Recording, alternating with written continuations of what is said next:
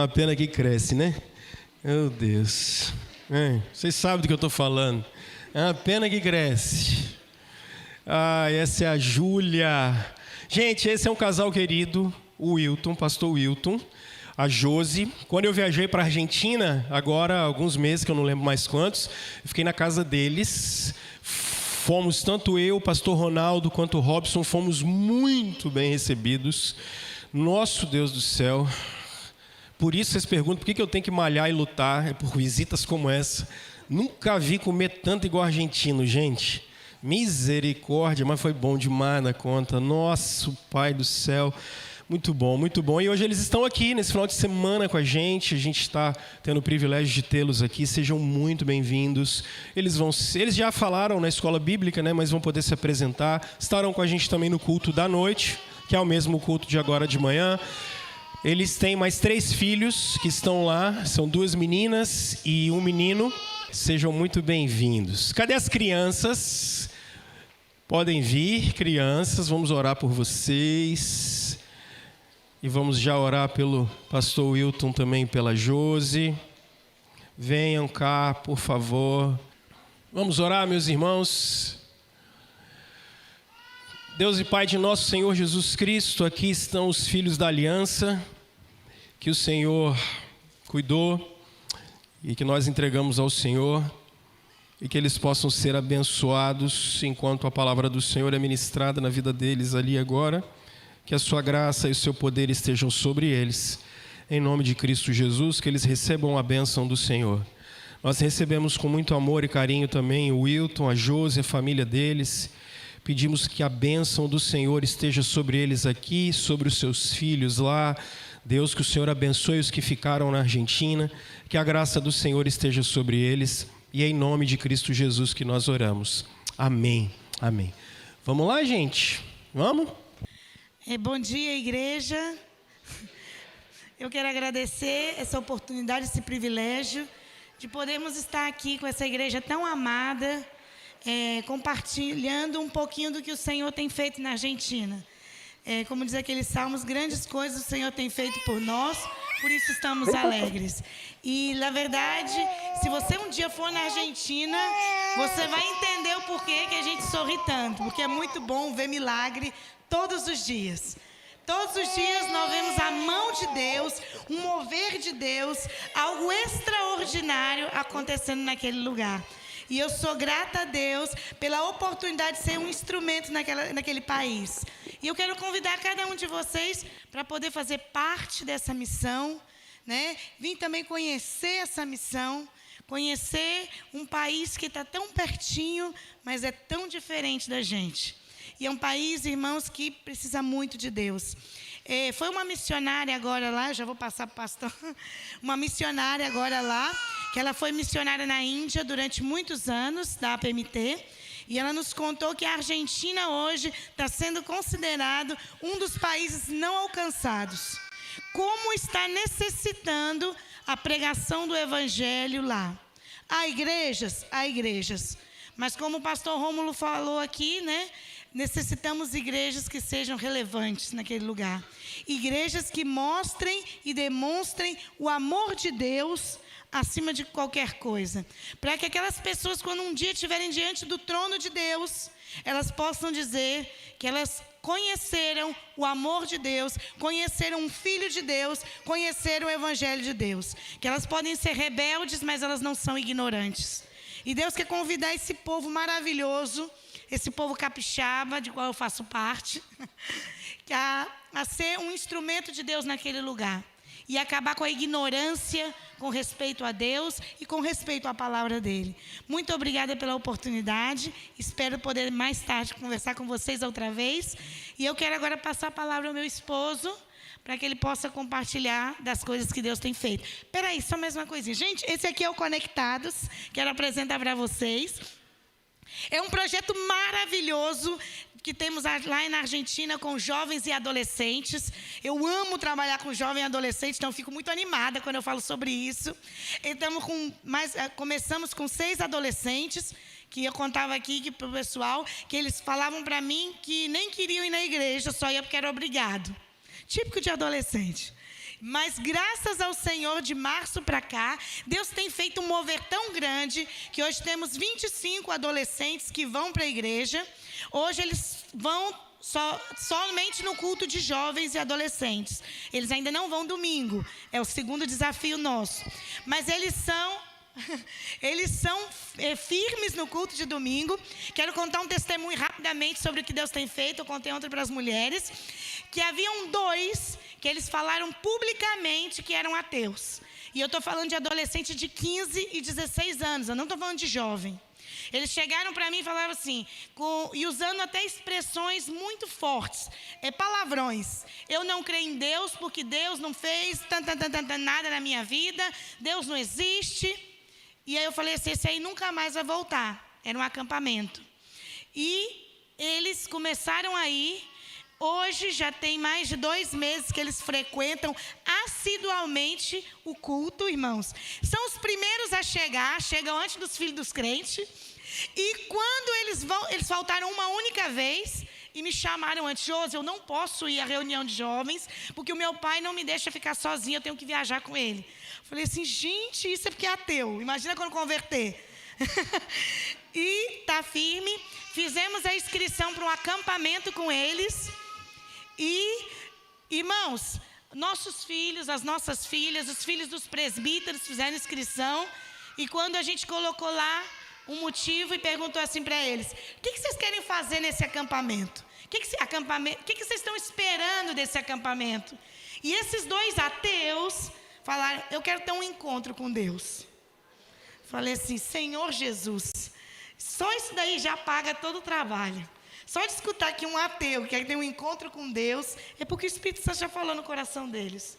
Não foi eu, não foi o pastor, não foi a equipe que tem lá, mas foi o Espírito Santo. Então são essas coisas, irmãos, que faz valer a pena você despertar todos os dias na missão. É você ver uma alma dizendo, eu quero conhecer esse Deus. Isso aí tem acontecido, eu quero convidar vocês a conhecer os Conectados. Nós temos feito um barulho naquela cidade, temos sido um mover e... Ai, gente, eu não posso pegar meu microfone, sou pior que o pastor. Deixa eu contar só mais uma coisinha. Desses jovens, como o pastor falou, tem muita gente, muitos jovens que estão se suicidando. Não tem esperança, não creem em Deus, não creem em nada. O que acontece? Se matam. Bom, não acredito em nada, vamos terminar com esse sofrimento, é isso que eles pensam. E a gente tem levado essa esperança para eles. O nosso lema é conectar com Deus e com o próximo. Esse é o nosso lema. E eu falei para eles, você tem que conectar com as pessoas. As pessoas têm que ver que existe um grupo de jovens que se importam com vocês de verdade, na cidade de Marcos Paz. Isso começou a tomar a cidade.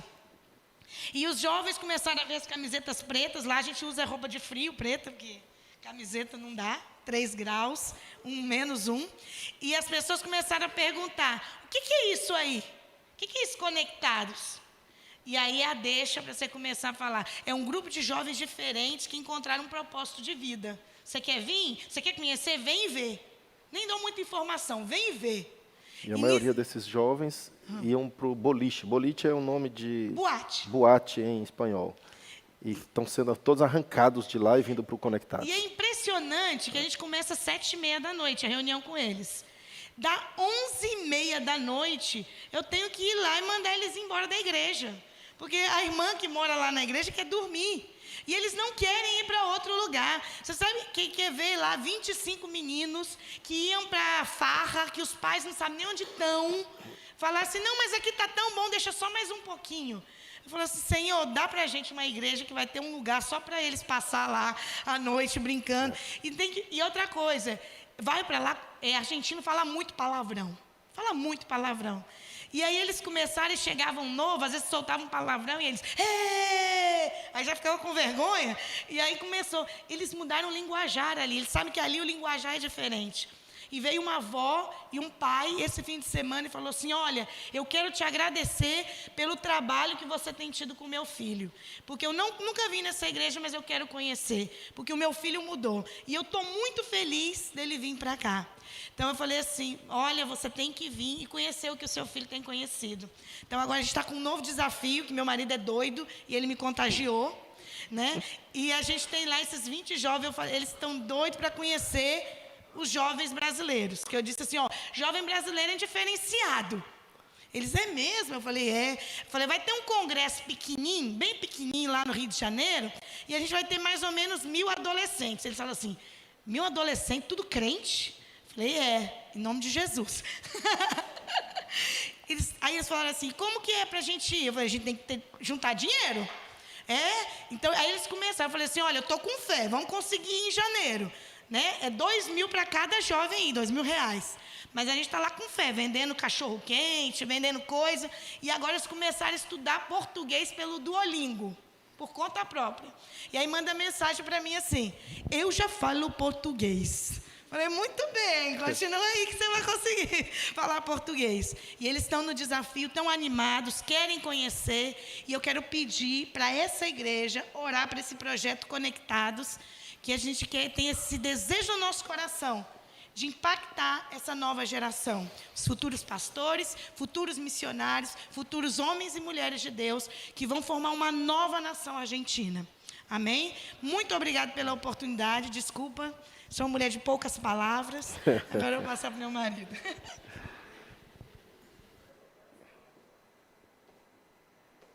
Não sei se desligou. Amém. Glória a Deus. Cumprimento a igreja na paz do Senhor Jesus. Amém? Oh, Deus maravilhoso. Quero dar uma palavra de gratidão, primeiramente ao pastor da igreja, né, que nos recebe com tanto amor, que cedeu esse espaço para que o campo missionário possa ser evidenciado. Algo muito importante que poucos conselhos e poucos pastores têm a sensibilidade de fazer. E quero dar uma gratidão especial também para o irmão Alex. O irmão Alex, eu quero honrá-lo de forma pública, porque o Alex foi aquela pessoa que teve o primeiro contato conosco quando nós ainda nem éramos da PMT. Como que foi isso, eu não sei. Eu sei que eu encontrei com o Rômulo, eu conheci o Rômulo lá no André Jumper, a gente fazendo uma disciplina juntos lá de mestrado. E depois disso o negócio espalhou assim, foi um negócio, não sei se foi o Rômulo que passou para o Alex, se foi o Alex que passou para o Rômulo, eu só sei que aconteceu as coisas, né? O que acontece? O Alex encontra o meu projeto. O projeto, eu chamo de meu projeto porque é o projeto que Deus colocou no meu coração, mas é o projeto de Deus, né? Plantar uma igreja, não tem ninguém querendo fazer essas coisas. É muito difícil. Alguém fala assim, vou pegar aqui um monte de esforço, vou deixar de fazer as coisas que eu gosto, eu vou pegar dinheiro com os outros, pegar o meu dinheiro mesmo, colocar tudo aqui para plantar uma igreja que não dá dinheiro. Né? Não tenho nada em retorno financeiramente. É só quem o Espírito Santo move para fazer. Então, não é projeto do pastor Wilton, é projeto de Deus. Então, esse projeto chegou na mão do Alex. Nós não éramos da PMT, não sendo da PMT, nós fomos enviados ao campo de forma típica. Ouvimos a voz de Deus e obedecemos. Deus nos levou para lá com um braço forte e mão estendida. Esse testemunho é longo, não sei se vamos chegar a isso. Temos muita coisa para compartilhar com a igreja. O que a gente vai compartilhar agora de manhã não é a mesma coisa que a gente vai compartilhar de noite. Então, se você quiser vir de noite, venha, porque conferência se trata disso. É uma escala de construções, de palavras, de compartilhar de Deus, e se envolve com o nosso testemunho e muitas coisas que Deus vai impactando o nosso coração. Então, não fique só com a palavra de hoje de manhã, venha pela parte da noite também. Finalizando, chegou na mão do Alex esse projeto. Não sendo da PMT, nenhuma igreja presbiteriana te dá muita bola, te dá muita atenção. Irmão, passei por algumas igrejas presbiterianas tentando levantar recursos para que a gente possa fazer o trabalho acontecer na Argentina. Não, irmão, não é da PMT, não. Então vamos orar pelo irmão, né, tal. E esse orar, era só orar mesmo, né? Então não tinha parceria para que nós pudéssemos nem sequer se sustentar no campo.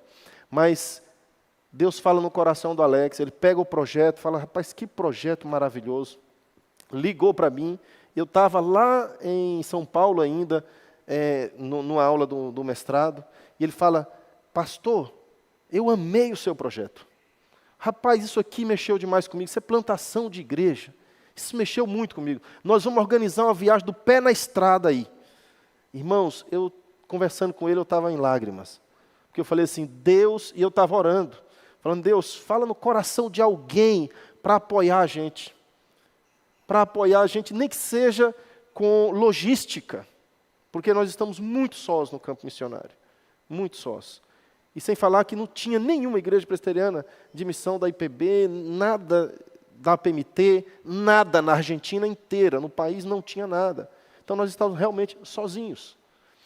E aí o Alex faz essa ligação, a gente ora junto ali, compartilha sonhos, compartilha projetos, e ele diz, nós vamos armar uma caravana do pé na estrada. Louva a Deus, Alex, por aquela caravana. Aquela caravana foi que trouxe esse contato mais próximo de nós com o Espírito Santo, o estado do Espírito Santo, de nós com o pastor Rômulo, de nós com esta igreja, de nós com outras igrejas do Espírito Santo.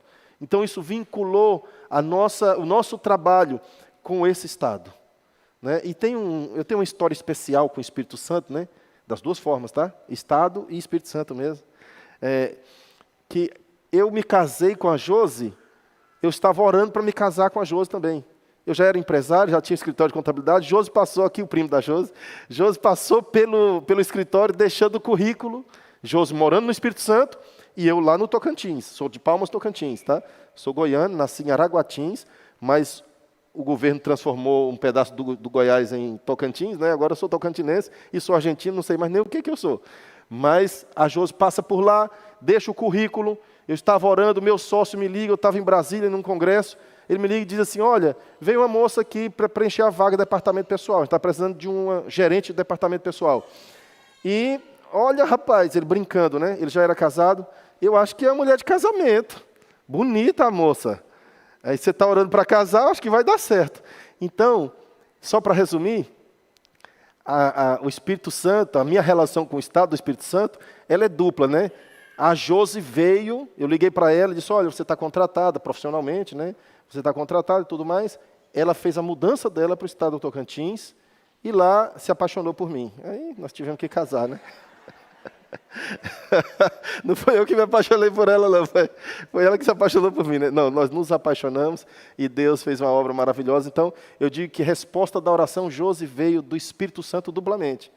Em resposta de oração, o Espírito Santo mandou ela para mim e o estado do Espírito Santo mandou a Josi para mim. Agora, a nossa relação de missão com o estado do Espírito Santo. Então, eu tenho um carinho muito especial por esse estado, porque eu vejo Deus fazendo coisas tremendas e está nos relacionando, nos ligando a esse estado de uma forma que não foi esperada nem pensada por nós.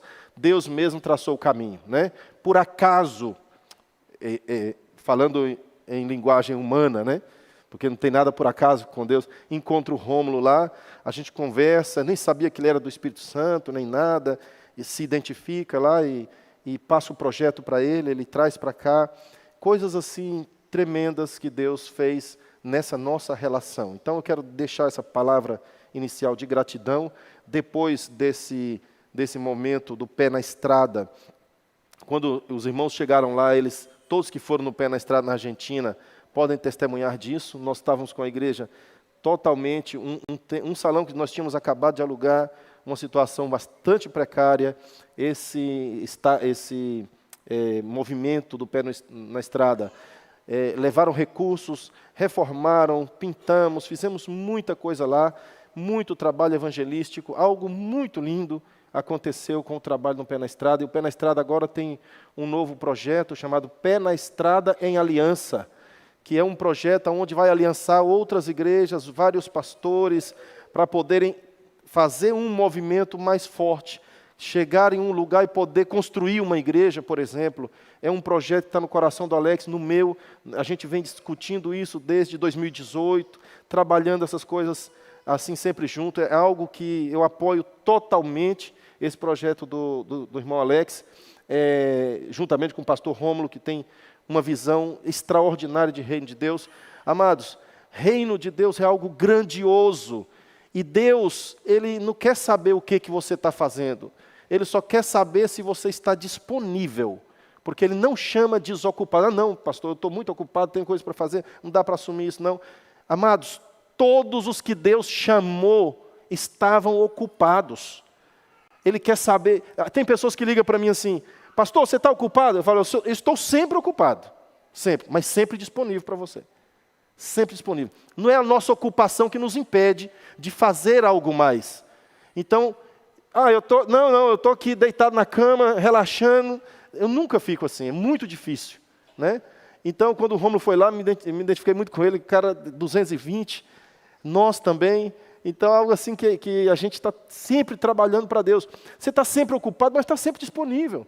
Quando que um pastor vai estar ocupado para atender um membro da igreja? Para dar um aconselhamento? Não, a gente está sempre disponível.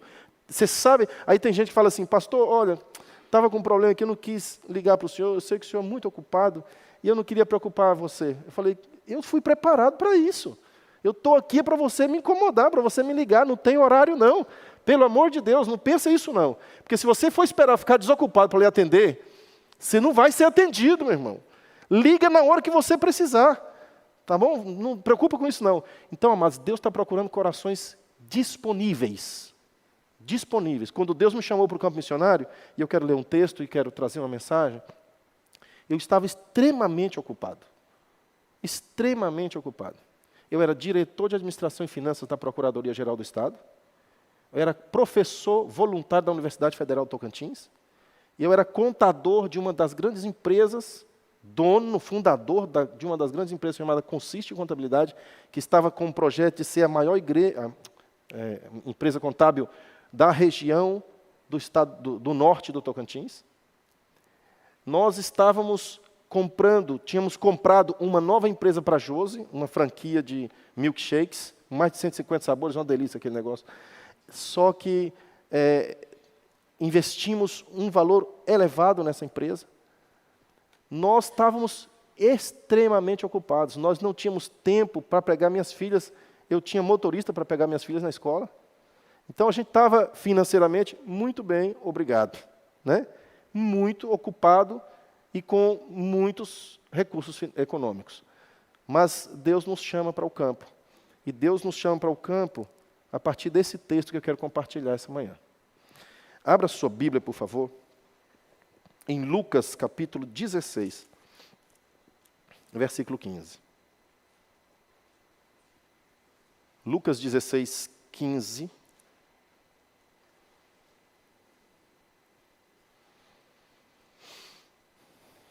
Diz assim: mas Jesus lhes disse: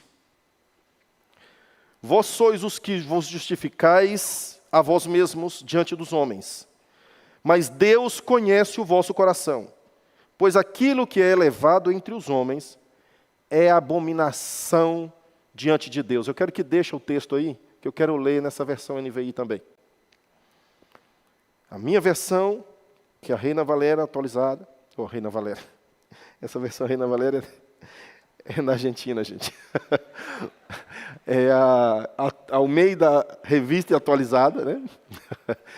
Essa versão NVI diz assim: e lhes disse, vocês são os que se justificam a si mesmos aos olhos dos homens, mas Deus... Tiraram? Estou lendo aí, amado. Pode deixar. Volta. Volta o texto aí na tela, por favor. Quem está comandando aí o telão? Bom, já passou. E voltou. Voltou no 16:1, é o 16:15. 16:15. Glória a Deus, aí. Então, diz assim: vocês são os que se justificam a si mesmos aos olhos dos homens, mas Deus conhece o coração de vocês. Aquilo que tem muito valor entre os homens é detestável aos olhos de Deus. Uau! Vamos orar antes de começar. Senhor Deus, obrigado pela Tua palavra lida nessa manhã. Tu fala aos nossos corações de formas tremendas, impactantes. Só Tu tens o poder de arrastar-nos ao caminho da Tua vontade. Ó Deus, Tua palavra diz no livro de Jó que Tu moves os montes diante dos nossos olhos, de um lugar para outro. sem que nós nos damos conta. Tu eres o Deus que traça os desígnios do coração dos reis e inclina para onde tu queres. Tu eres o Deus que faz mover os furacões. Tu eres o Deus que sacode a terra e dobra o céu como um lenço, como se fosse um pergaminho. Ó Salvador nosso, te adoramos nessa manhã. Te louvamos e glorificamos o teu nome. A partir desse momento, na exposição da tua palavra, que tu seja glorificado, que tu cresça e eu diminua, que tu seja visto, Senhor, e eu desapareça, que ouça-se a tua voz e que cada vez mais eu me cale, em nome de Jesus. Amém. Amém. Esse texto, ele falou tremendamente ao meu coração. Esse texto é o texto que me levou para o campo missionário. Eu estava em um conflito muito grande entre ser empresário ou ser missionário. Eu fiquei em uma bifurcação por alguns anos, porque eu fui chamado para o campo missionário na minha conversão, aos 17 anos. Quando eu me converti, o mundo mudou para mim. Eu via pessoas como almas. Eu não via pessoas normais. Eu tinha 17 anos, sabe aqueles meninos que com 17 anos, na puberdade, vê as meninas bonitas, aí você fica, olha para um, olha para outra. Eu tinha isso, igual qualquer adolescente. Mas depois da minha conversão, sabe como que eu via essas meninas? Eu falava assim, o que adianta um corpo bonitinho, um rosto bonitinho, queimando no inferno, isso não vai ser nada. Ela tem uma alma que precisa de Jesus. Eu só via almas para pregar. Eu queria pregar para todos. Então aquela visão mais carnal caiu no meu coração, do meu coração. Eu comecei a ver almas. Entrava em um coletivo, falava, não posso sair desse coletivo sem pregar para todo mundo aqui. E começava a evangelizar. Cheguei para minha mãe e para o meu pastor e falei, eu quero deixar o meu trabalho. Eu era um office boy de contabilidade, escritório de contabilidade. Tinha 17 anos, estava terminando o terceiro ano, o segundo ano, nem lembro mais, do segundo grau, né, que é o ensino médio, técnico em contabilidade. E falei, eu quero deixar meus estudos, quero deixar meu trabalho, quero ir para o campo missionário. Minha mãe falou, meu filho, não é o tempo ainda. Mas eu sentia queimar no meu coração, falei, não, tenho que ir. Falei com o meu pastor falou, vamos orar, meu irmão, vamos orar por isso. E não tive resposta positiva nesse tempo. Só que Deus sabe todas as coisas e realmente minha mãe tinha razão, não estava preparado. E depois Deus foi levando minha vida de forma diferente. Eu entrei na universidade, me formei em contabilidade, fiz 2 pós-graduações dentro da área de controladoria e tributos, e fiz concursos para auditoria da Receita Federal, quase passei nas 2 etapas, fiquei na última. A vida foi caminhando de outra forma. Fui contratado pelo governo, o governador do estado de Tocantins assinou no meu currículo para poder me colocar na diretoria administrativa e financeira da PGE. Sabe o que é a Procuradoria Geral do Estado? É por onde passam todas as contas do Estado. Tudo que o governo estadual paga, passa na Procuradoria Geral. Então, o Procurador-Geral não tinha poder, nem se ele quisesse, de me tirar do cargo, porque eu fui colocado pelo governador. Então, a gente teve uma relação de amizade muito grande entre eu e o procurador. Nós tínhamos uma certa influência no Estado. Estava em uma situação muito boa. E Deus me chama para o campo.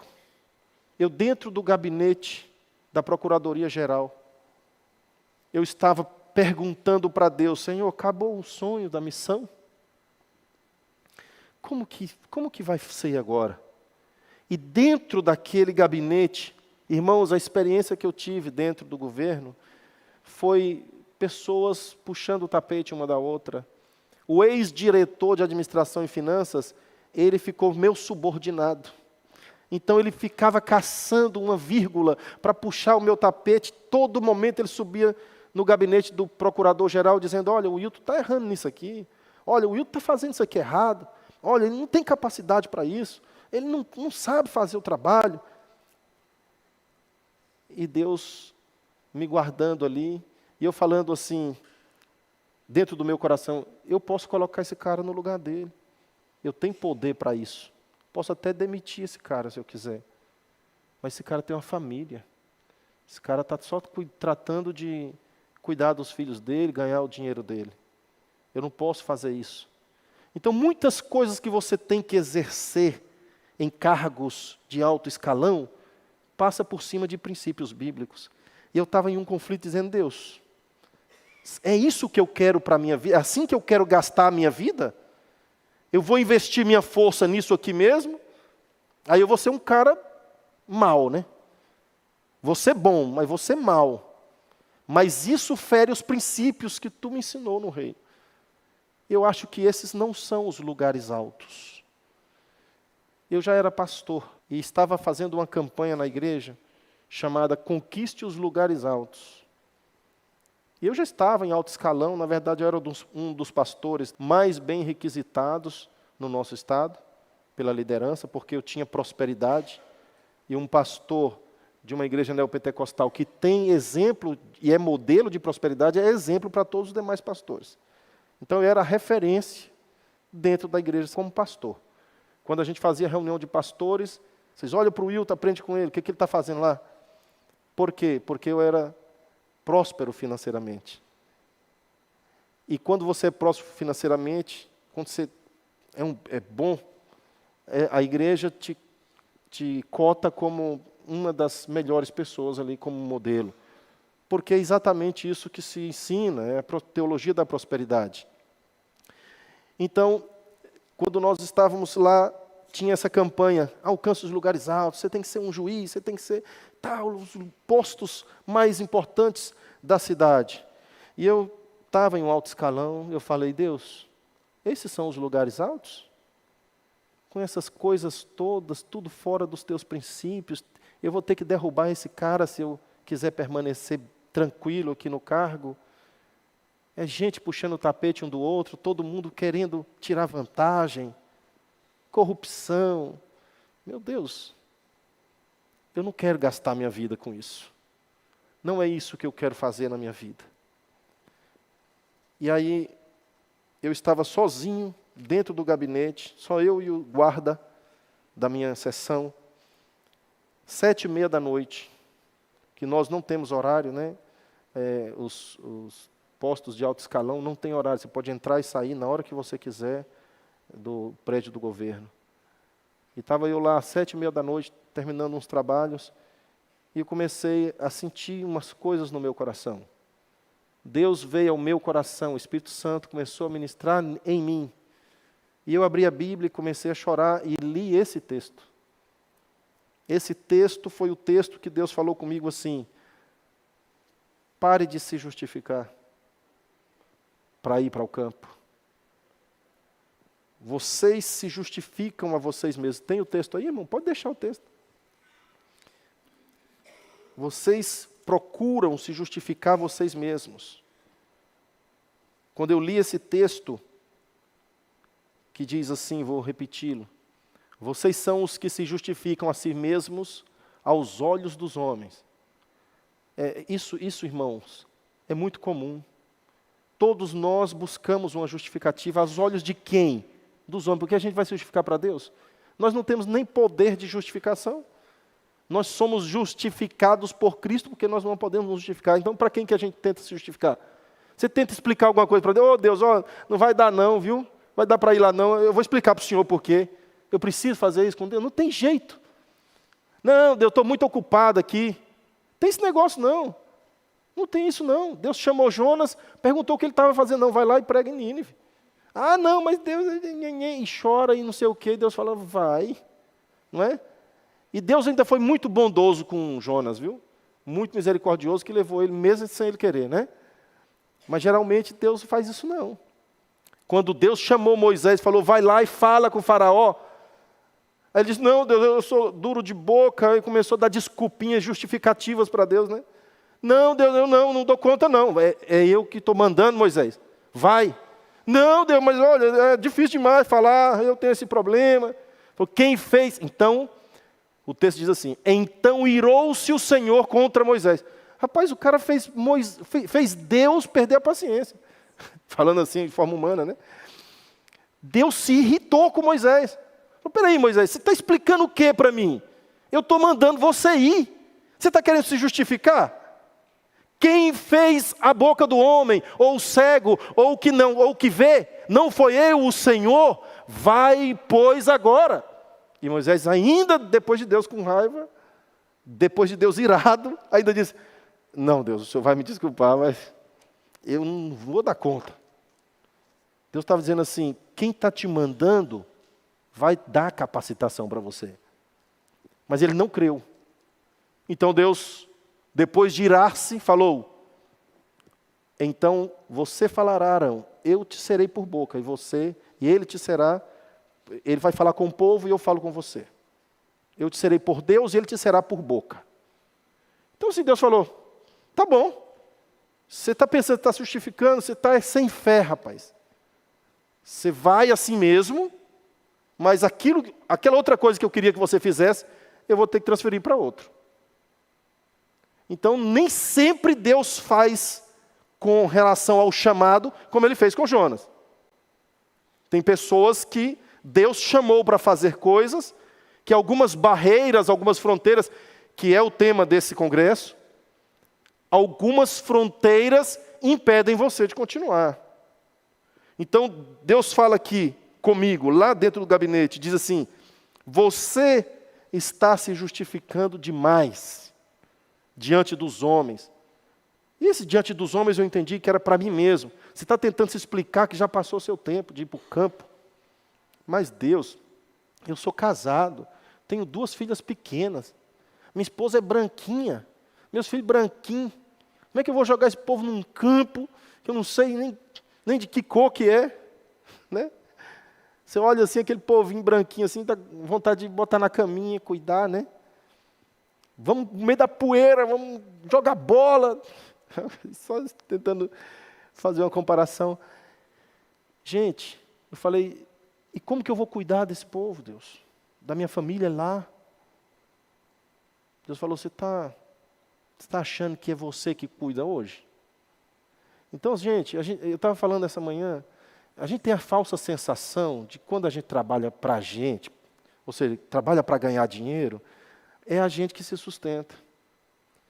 Eu vi uma reportagem, muitos anos atrás, que um grande empresário, um multimilionário, dono de uma grande rede de supermercados na Venezuela, começou a pegar fogo um dos seus supermercados e ele mandou fechar as portas. Não sei se vocês lembram desse assunto. Passou em rede nacional.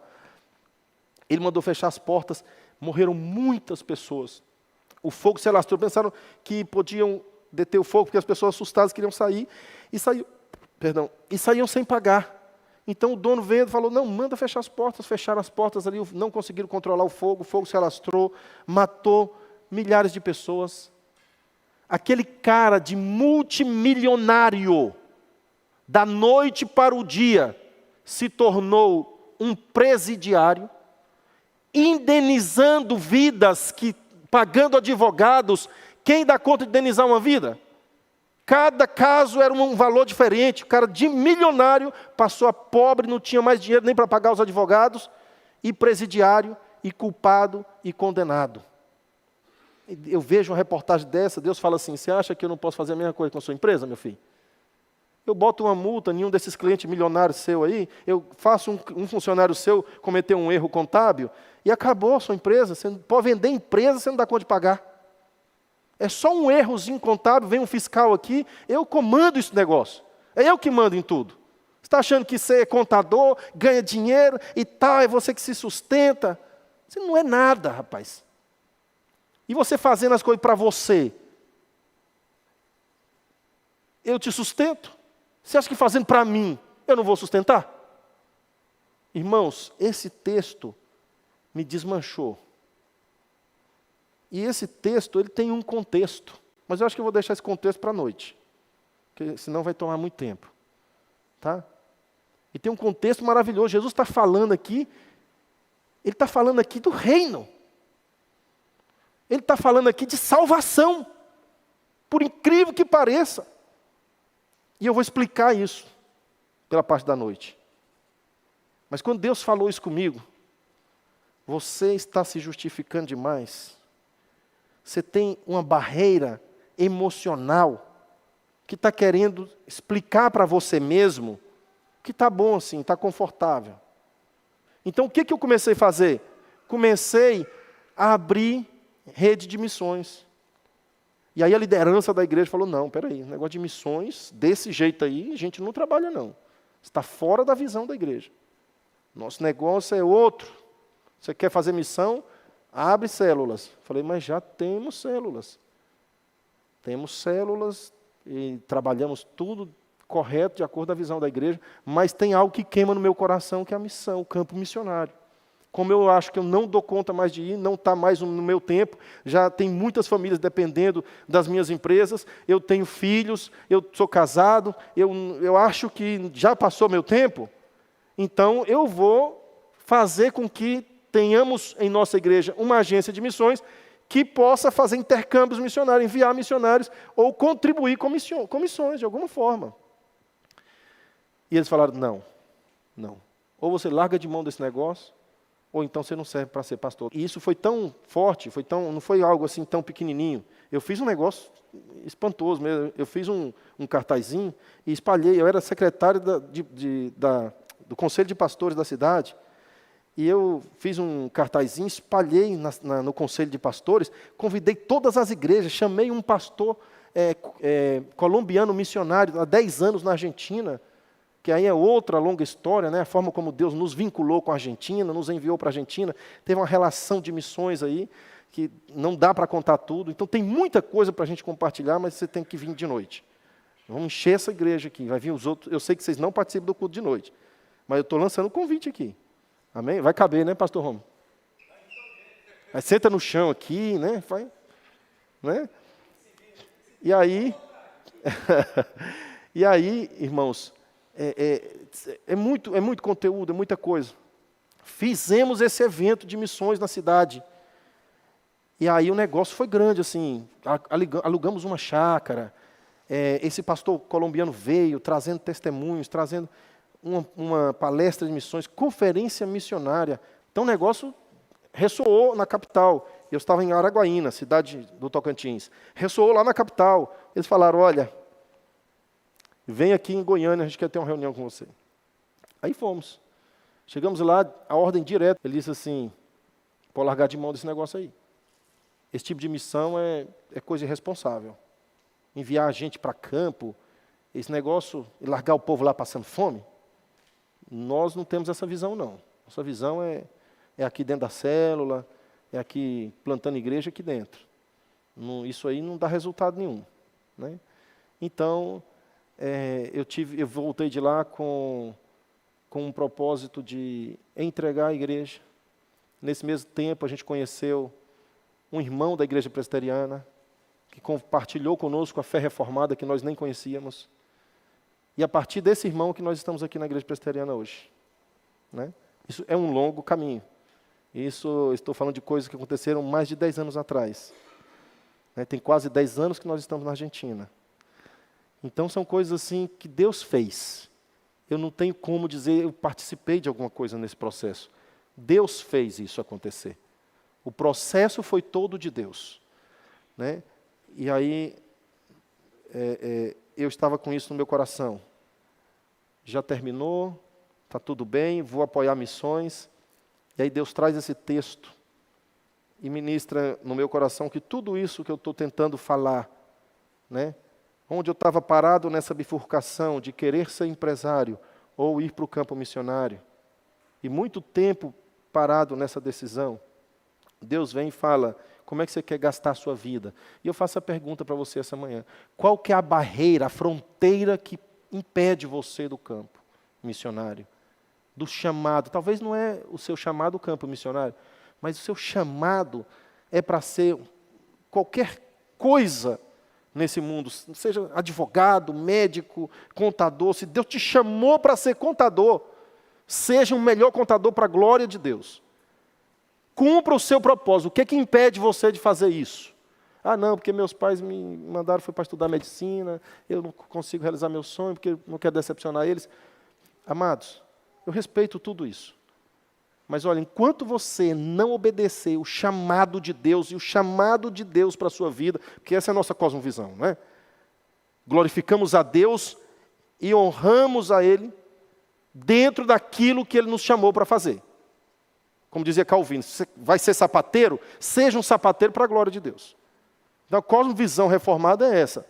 Não tem esse negócio de, não, eu tenho que estar lá no campo missionário, eu tenho que ser pastor para estar dentro do ministério, da visão consagrada. Não, não. Sagrado e profano, mas é outra palavra que eu estou buscando aqui. Secular. Não existe na vida do crente. Existe o secularismo, mas na vida do ímpio. Secularismo é uma cosmovisão paralela à cosmovisão cristã. Tá? Então você fala, eu tenho meu trabalho secular, pastor. Uai, desviou, meu filho? Você deixou de ser crente? Trabalho secular você tem? Isso não existe para o crente. Você é crente. Você tem seu trabalho para a glória de Deus. Mas eu não estou cumprindo aquilo que Deus me chamou para fazer ainda, porque eu estou só ali trabalhando de pedreiro numa casa. Mas não é isso que Deus me chamou. Então, amém. Isso é preparo para que você chegue no lugar onde... Isso é provisório, para que você chegue no lugar que Deus te chamou para fazer. Então, vai fazendo isso honrando a Deus. Eu, quando cheguei na Argentina, fui faxineiro de colégio, para poder botar minhas filhas para estudar. A escola nos deu gratuitamente 2 bolsas, 100%, e eu, como gratidão, eu e minha esposa. Minha esposa estava ali limpando a escada, e eu aqui limpando o vômito de criança. É assim, mas eu tinha certeza de que aquilo ali não era o propósito de Deus. Eu estou aqui fazendo com amor aquilo que Deus me colocou para fazer, em um processo de trânsito, para chegar no objetivo que Deus me chamou. Então, não sei o que você está fazendo hoje. Eu trabalho na copiadora ali, trabalho no seu... Não sei. Mas aquilo para o que Deus te chamou tem muito a ver com a vocação do seu desejo, do seu coração. Pastor, eu amo muito um negócio assim, de estar, traduzindo e tal. Será que é isso que Deus... Tem muita coisa a ver. Às vezes a gente se confunde com o propósito que Deus nos chamou. Eu sei que cada um de nós temos um propósito específico que ninguém mais pode fazer no mundo, só você. Por isso que você é o único. Mas se você não fizer, Deus não chamou para fazer? Chama, mas não é do mesmo jeito que você ia fazer, não. Ninguém faz igual o que você ia fazer. Ninguém. Agora nós perdemos um pastor na PMT, José João. Né? Eu sei que vocês devem lembrar. Foi professor do pastor Romo. Ele era pastor de missionários, foi nos visitar 2 vezes lá no campo. Igual aquele pastor, tem outros que vão assumir o cargo dele, mas igual ele, não tem ninguém nunca mais. Aquilo que ele fazia, e ele se tornou um amigo pessoal nosso. Irmãos, que quando ele morreu, eu escrevi um texto, de tanta emoção que eu senti. Eu chorei mais pela perda do pastor José João, do que quando eu perdi meu pai. Semelhante obra de Deus que esse homem fazia, como ele representava o reino de Deus através da sua vida. Então tem coisas que Deus chamou você para fazer que eu não sei qual é a fronteira que está te impedindo. Se é emocional, se é material, não sei. Mas enquanto você não fizer o que Deus te chamou para fazer, você não será feliz, não será realizado, não terá a sensação de que está cumprindo o propósito de Deus. Está no centro da vontade de Deus. Hoje, eu tenho convicção plena, sou testemunha ocular e viva, que vocês podem olhar para mim, né, e ter a convicção de que tem um pastor na Argentina que está se sentindo no centro da vontade de Deus. Eu me sinto no centro da vontade de Deus. Estou fazendo exatamente aquilo que Deus me chamou para fazer. Eu nasci para isso. Agora, enquanto eu era contador, eu não tinha essa realização. Não tinha. Quando eu chegava num congresso de missões igual esse aqui, irmãos, meu coração queimava, as lágrimas desciam, eu falava assim, Deus, é isso que eu tenho que fazer? Agora, como é que eu vou deixar esse tanto de coisa? Como é que eu vou dar o pontapé inicial? Como que eu vou começar? E Deus fez coisas, irmãos. Olha, Deus nos arrastou para o campo, porque Ele reviveu em nós, em mim, aquilo que Ele tinha chamado quando eu tinha 17 anos. Quando eu vi um casal de argentinos chegarem com uma criancinha no colo, caminhava ela, arrastando na mão assim, igual a Júlia, e ela grávida, igual essa irmã aqui, de outro bebê, chegando no campo missionário,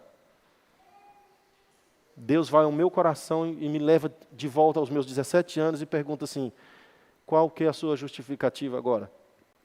Olha aí, você falou que não era seu tempo, olha aí um casal com filhos no campo missionário. E levou lá na minha cidade, para me humilhar. Eles não falaram nada comigo, só bastou ver eles.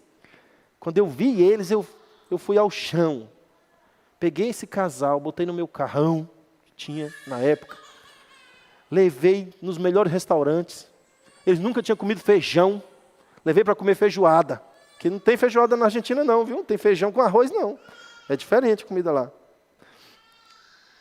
Levei para comer feijoada, eles comeram aquela feijoada, irmãos.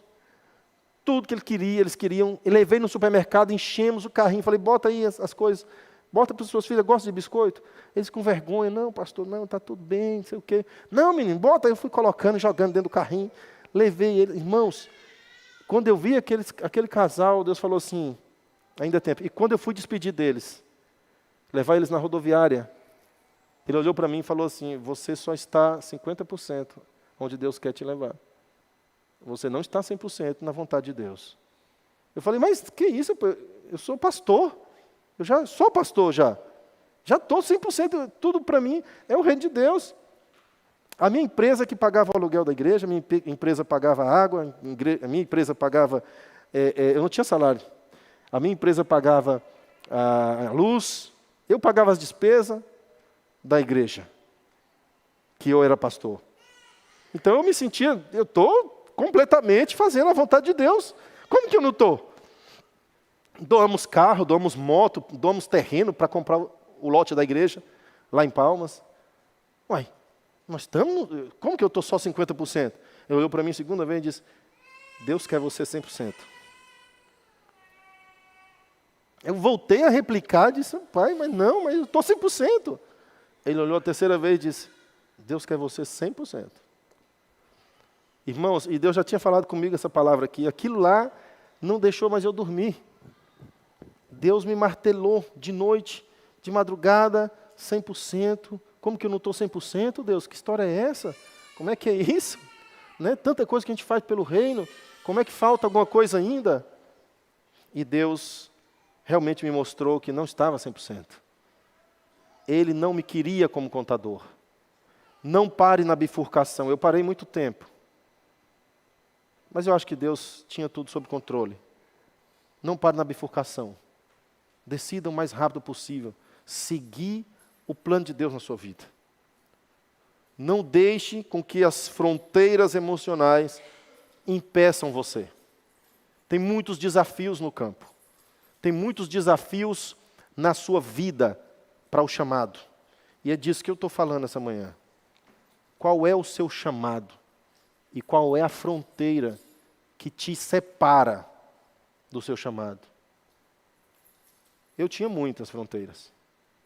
Fronteiras emocionais, financeiras, econômicas, fronteiras familiares. Ah, mas é difícil.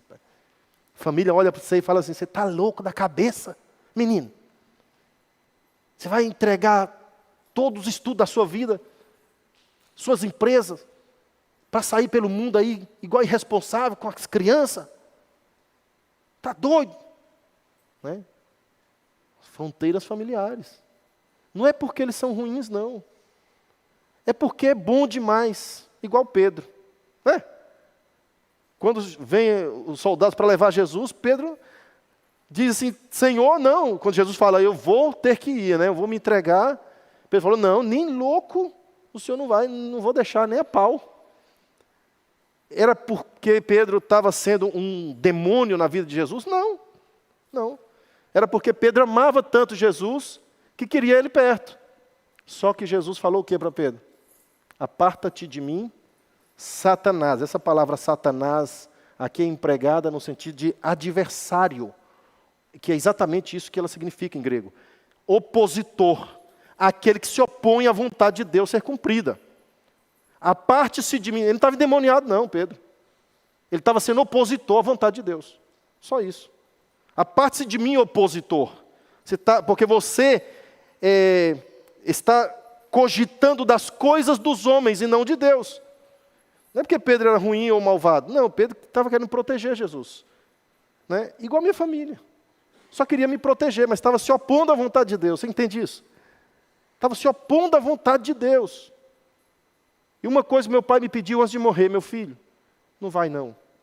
Eu falei: pai, o senhor pode pedir qualquer coisa para mim. Qualquer coisa. E eu nunca desobedeci o senhor. Eu tenho o maior respeito pelo senhor. Mas não me peça isso não. Porque isso é mais forte do que eu, isso não é minha vontade. É vontade de Deus isso, e eu não posso obedecer esse seu pedido. Por favor, não me peça isso. Não me peça isso. Amados, persiga o propósito que Deus te mandou fazer. Cumpra o chamado que Deus colocou no seu coração. Não troque isso por nada não, e nem demore. Talvez a demora está sendo administrada por Deus.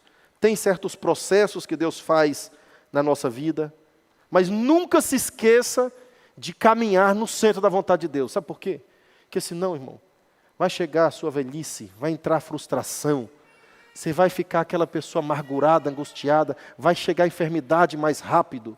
Câncer, por causa de frustrações na vida. Eu poderia ter feito isso. Deus me chamou para fazer isso, eu nunca fiz.